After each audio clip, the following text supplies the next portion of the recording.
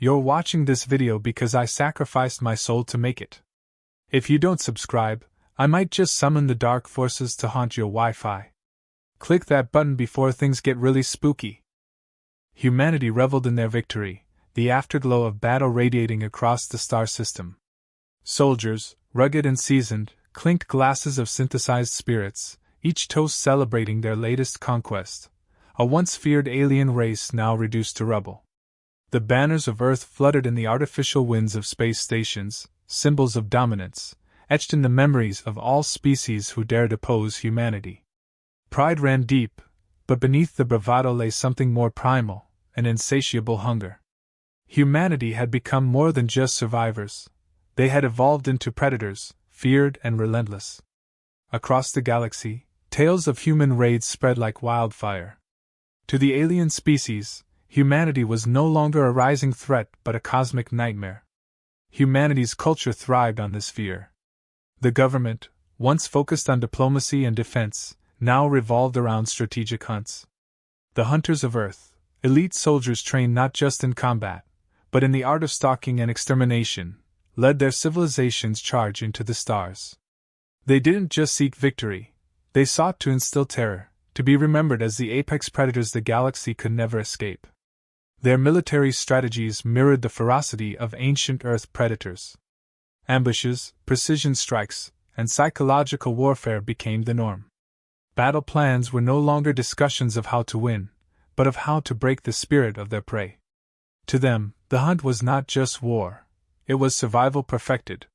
The enemy's fear was their victory. Then, they encountered a new alien species, different from the ferocious adversaries they had crushed before. These beings, insectoid in appearance, showed aggression, but there was something off. They fought as if driven by desperation rather than bloodlust. Humanity, sharp and tactical, noticed the fear hidden in their eyes, a fear that felt more like dread than defiance. The battles were swift. Human forces overwhelmed the aliens with practiced efficiency. Their commanders noted with mild curiosity how the enemy often retreated in disarray, breaking formation without reason. But victory was victory, and Earth's hunters moved forward, dissecting the remains of the alien forces with cold precision. Amid the carnage, they intercepted a signal, a transmission scrambled in static and alien code. Translators decoded the message, only for the commanders to laugh at the contents. The broadcast was a warning, riddled with ominous references to the Watchers. The hunters dismissed it as propaganda, another desperate attempt to sow fear. As humanity expanded deeper into the galaxy, confidence grew unchecked. They weren't just fighting back against invaders anymore, they had become the invaders. Flashbacks flickered in the minds of veterans, early days when Earth's defenses were desperate, fighting off waves of alien attacks. But now, the tables had turned. Humanity was no longer reacting, they were leading the charge, seeking out any potential threat and eliminating it before it could even dream of becoming a problem.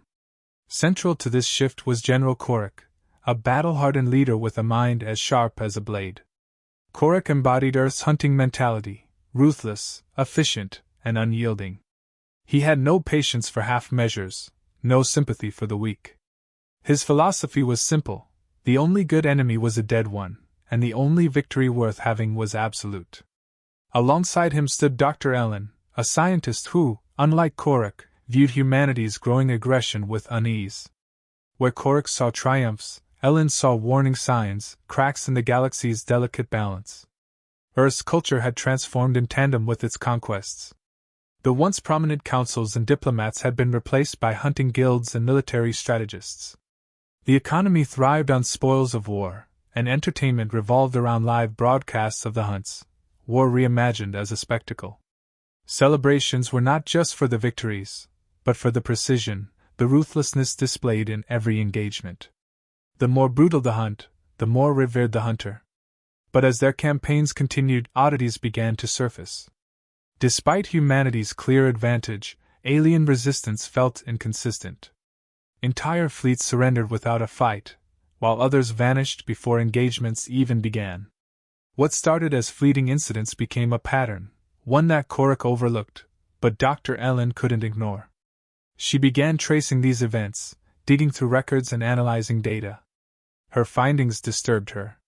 The aliens weren't just retreating, they were leading humanity into empty regions of space, areas devoid of strategic value, like they were being herded. Ellen brought her concerns to Korik, who brushed them aside. "They're scared," he said, his tone dismissive. "Fear makes prey do strange things." But Ellen wasn't convinced. The fear she observed wasn't the simple fear of death. It was the fear of something far worse, something that even these alien species seemed desperate to avoid. Her investigation deepened. The patterns were clear, alien movements were deliberate, almost choreographed. They were drawing humanity into a trap, but not for themselves. The final piece of the puzzle came when Ellen analyzed one of the intercepted transmissions more closely. Hidden beneath the layers of encrypted data was a chilling message, coordinates, leading to a sector of space that no human fleet had ventured into. The message ended with a phrase repeated over and over. "They are coming." Korik remained unshaken. He ordered the fleet to prepare for the next hunt, confident that whatever awaited them, humanity could handle it. After all, they were the apex predators of the galaxy. But Ellen couldn't shake the dread settling in her chest. Something was wrong, something deeper than the patterns she uncovered. For the first time, she felt like humanity wasn't the hunter in this game. They were being baited, and the real predators were still out there, waiting. As the fleet departed for the new sector, ready for another conquest, Ellen watched from the observation deck, her thoughts racing. Humanity's victories had come too easily. The aliens they hunted fought like they were trying to escape something far worse than humanity's wrath. The signs were all there, hidden in plain sight. Humanity's rise as predators was no accident. They had been allowed to grow, to hunt, to build their strength. But for what purpose? Ellen's gaze drifted to the stars, now dark and foreboding. What if humanity wasn't rising to become the galaxy's apex predators? What if they were merely being prepared, sharpened, tested, for a far more terrifying hunt? The warning signals, the cryptic messages, the fleeing aliens, they weren't just running from humanity. They were running from something much older, much more dangerous. As humanity reveled in its perceived dominance, Ellen realized with a sinking heart that they had been too blinded by their own pride to see the truth. They weren't the hunters. They were the bait. And the real predators were watching, patiently waiting for humanity to reach the peak of their bloodlust, before the hunt truly began. Humanity's relentless pursuit of their alien prey had led them across uncharted sectors of the galaxy. But recently, their targets seemed to vanish without a trace. In what had once been thriving colonies, humanity found only abandoned cities, deserted outposts, and eerie silence. The signs of recent habitation were undeniable: half-eaten food, power grids still operational, even vehicles left mid-journey. Yet not a single life form remained. General Korik dismissed it as a classic alien ploy, a last-ditch effort to lure humanity into traps. However, Dr. Ellen wasn't so sure. She examined every planet more closely than anyone else dared, digging through encrypted logs and decaying data cores. What she found was disturbing. Hidden beneath the surface of these worlds were surveillance systems far beyond anything humanity had encountered before. These devices weren't primitive scouting tools. They were advanced, watching everything with a precision that seemed almost omnipotent. And the data they collected wasn't being transmitted to the fleeing aliens. It was being sent somewhere else entirely. Ellen's unease grew. The evidence was piling up, but Korik remained resolute in his belief that this was all part of a grand alien deception. Tensions grew between the two. Korik's confidence bordered on arrogance. He saw no enemy too great for humanity to hunt down. Ellen's discoveries, however, suggested a grim reality. These abandoned worlds weren't traps set by their prey. They were breadcrumbs leading humanity towards something far more dangerous. Surveillance data indicated that someone, or something, had been observing humanity's every move for years. And whoever it was, they were far more advanced than any species humanity had encountered. As the debates raged back on Earth, a fleet was sent to investigate an ancient, desolate world that the aliens had once revered. It was rumored to be their homeworld, a place of legends and dark myths. Korak wasn't interested in myths, but the strategic value of uncovering this world's secrets was too tempting to ignore. However, upon arrival, what they found was no mere relic of the past, it was a trap of a different kind. As the fleet scanned the surface, an ominous shadow fell across them. A colossal vessel emerged from the darkness of space, its design unlike anything in the galaxy. This ship bore none of the usual markers of alien technology. It was an enigma, cold, calculating, and indifferent to human weaponry. The human fleet prepared for battle, but every attempt to engage was futile. The mysterious vessel responded not with aggression but with scans, deep, invasive scans that felt less like a threat and more like an assessment. It was as if this vessel was determining whether humanity was worthy prey. When human ships tried to fire, their weapons were deflected effortlessly by energy shields that seemed impenetrable. Panic rippled through the fleet. For the first time in years, humanity wasn't the predator. Fear began to creep in. General Korak, maintaining a composed front, ordered a withdrawal. Retreat was not in his nature, but there was something different about this enemy, something that warranted caution over recklessness. Back at command, Dr. Ellen connected the dots, her suspicions now undeniable. The evidence pointed to one terrifying conclusion: humanity had never truly been hunting alone. They had been watched, analyzed, and guided. The aliens they had conquered weren't trying to defeat them, they were fleeing from something far worse. Humanity had walked right into an experiment, a galactic game where they were the participants but not the players. The species they had so easily hunted down were nothing more than bait, placed strategically to gauge humanity's potential. Ellen's warnings grew more desperate. She pieced together fragments of intercepted transmissions and declassified reports, discovering that these mysterious ships, the Watchers, had been observing humanity for years, documenting their every battle, noting their tactics, and calculating their strengths. Humanity's aggression was no longer just a matter of survival, it had become entertainment for a malevolent force. This was no coincidence. Humanity had been goaded into growing more vicious, more bloodthirsty, precisely because the Watchers wanted them at their peak before the real hunt began. The realization fractured humanity's unity. On one side were those like General Korak, who saw this as just another challenge to overcome. If the Watchers wanted a fight, humanity would give them one. On the other side were those who sided with Ellen, those who understood that they had been manipulated all along. They argued that continuing their aggressive campaigns was exactly what the Watchers wanted. Every hunt, every conquest was pushing humanity closer to a trap they couldn't escape. Amid this division, another transmission was intercepted. Unlike the previous warnings, this one was short, clear, and devoid of any alien language. It was a countdown, precise and chilling. The Watchers were almost ready to begin. Fear spread like wildfire. For the first time, humanity's arrogance faltered. What was this countdown leading to? What did the Watchers plan once it hit zero? The questions went unanswered, but the implications were clear. The real hunt was about to begin, and humanity was the target. Human fleets were mobilized, defensive lines fortified, but there was no hiding the underlying dread. Cryptic signs appeared in the galaxy. Entire star systems blinked out of existence, as if devoured by darkness. Ships on routine patrols vanished without a trace, leaving nothing but distorted signals and static in their wake.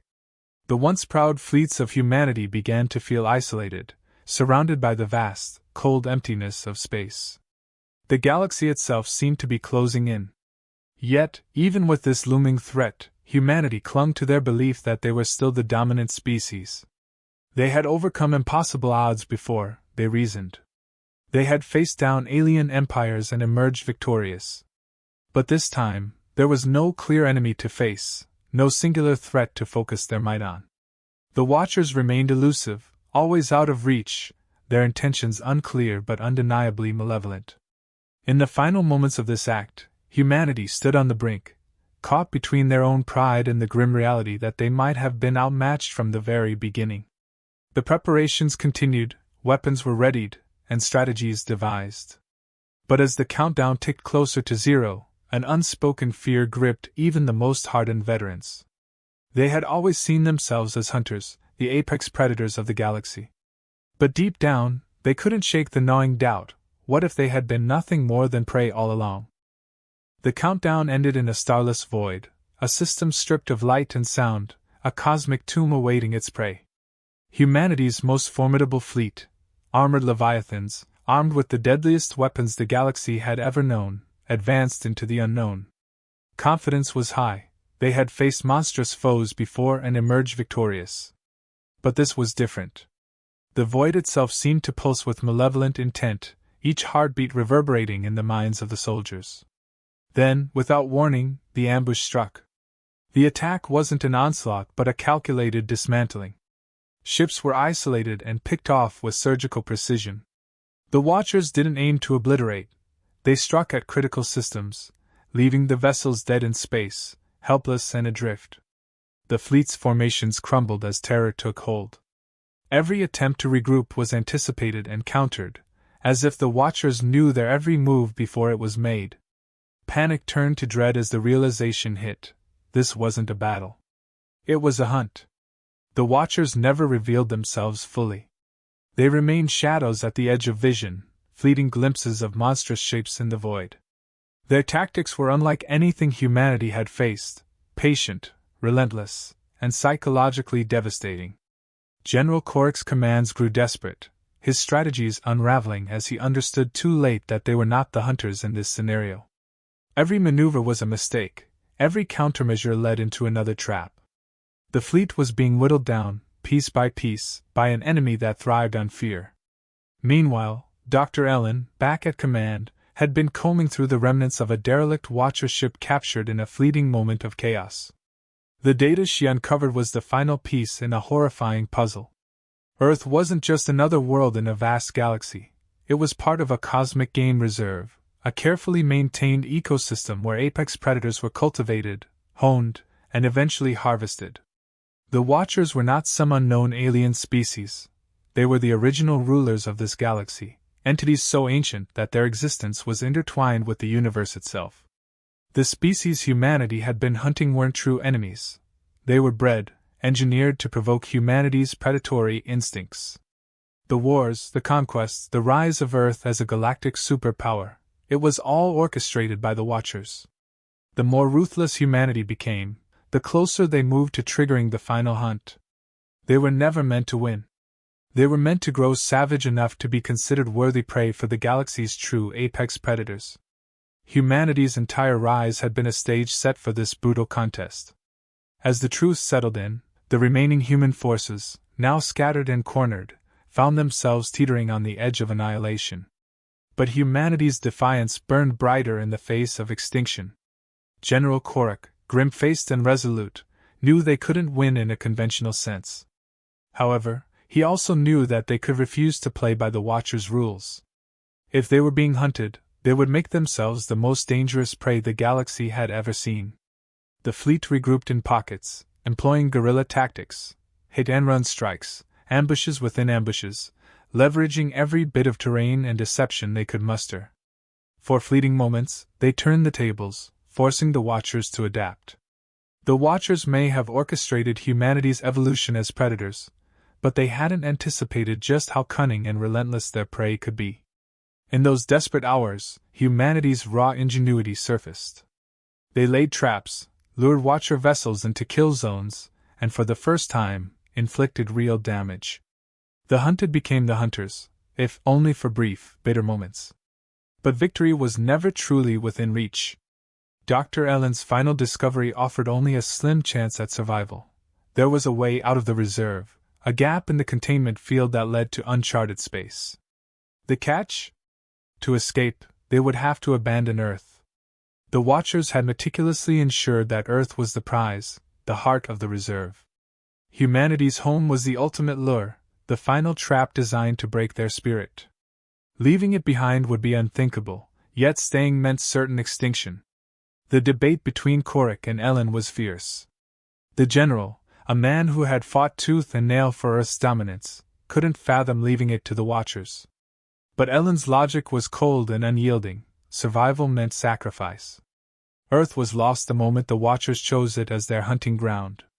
If humanity had any hope of continuing, it lay in the unknown reaches of space, where the Watcher's grasp might falter. The final decision was made not out of hope, but necessity. The human forces, battered and broken, initiated the evacuation.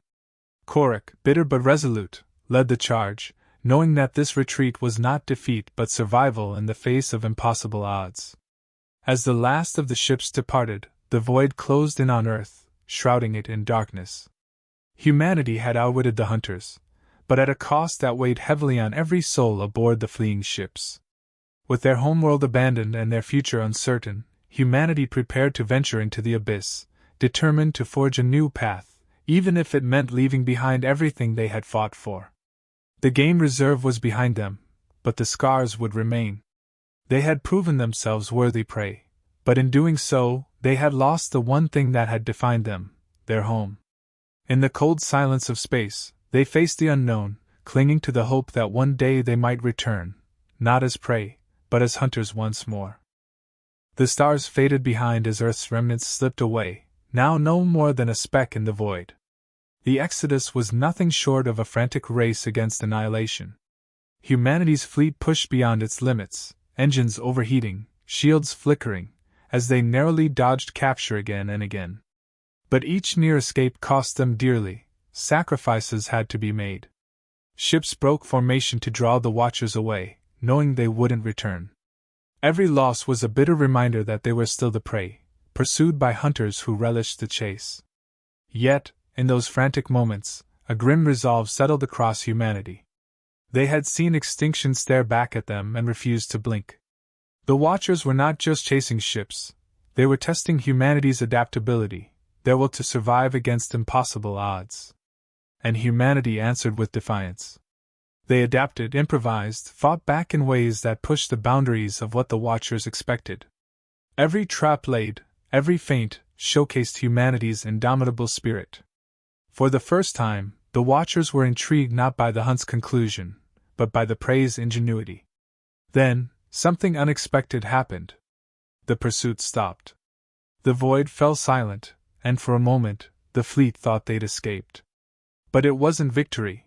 It was a prelude to something worse. A message came through, one that bypassed all security systems as if it was always meant to be heard. The Watchers had decided to communicate directly. No more cryptic warnings, no more games, this was an invitation. The message was clear. The Watchers admired humanity's tenacity and resilience. They offered a deal, a twisted alliance. The terms were simple. Humanity could survive, but only if they agreed to continue the hunt. No more reserves, no more hiding. They would be active participants in a galaxy-spanning game, where they would face even deadlier challenges, both as hunters and hunted. It was a perverse recognition of humanity's worth, no longer just prey, but players worthy of the Watchers' attention. The fleet was divided. General Korak, grim and war-weary, was tempted. To reject the offer was to condemn them all. Dr. Ellen, however, saw the deal for what it truly was, a cycle of endless bloodshed, dooming future generations to a life defined only by violence. The stakes were far greater than survival. This was about what humanity would become if they accepted. But could they afford to decline when extinction loomed? In a tense debate, the decision was made. Humanity would accept, but not as the helpless prey the Watchers expected. If the Watchers wanted a game, humanity would give them one, on their own terms. They wouldn't just participate, they would turn the entire hunt into a war, one that no one could control. Korak and Ellen hatched a plan. Humanity would exploit every loophole, weaponize every weakness they could find in the Watchers' rules. The galaxy itself would become their hunting ground, and the Watchers wouldn't just face defiance, they would face calculated, organized retaliation. The preparations began in earnest. Every ship was repurposed, every tactic re-evaluated. This wasn't about fleeing anymore, it was about striking back. Humanity's edge wasn't just in brute force, but in their ability to think asymmetrically, to innovate in ways that broke the Watchers' expectations. They would turn the hunters into the hunted, exploiting their overconfidence and their assumption that humanity was still beneath them. But as humanity steeled itself for the coming conflict, the final twist was revealed. The Watchers, far from being outmaneuvered, had anticipated this move. This was the true nature of their twisted game. They had always intended for humanity to reach this point, to evolve from prey into a rival predator. The entire game reserve was a crucible designed to create a species that could eventually stand against the Watchers themselves. Humanity's acceptance of the deal was not a victory, it was a fulfillment of the Watchers' ultimate design. The closing message was chilling in its simplicity. Welcome to the true hunt. The Watchers hadn't lost control, they had orchestrated every step of humanity's rise, shaping them into something that could finally offer the challenge they had long sought.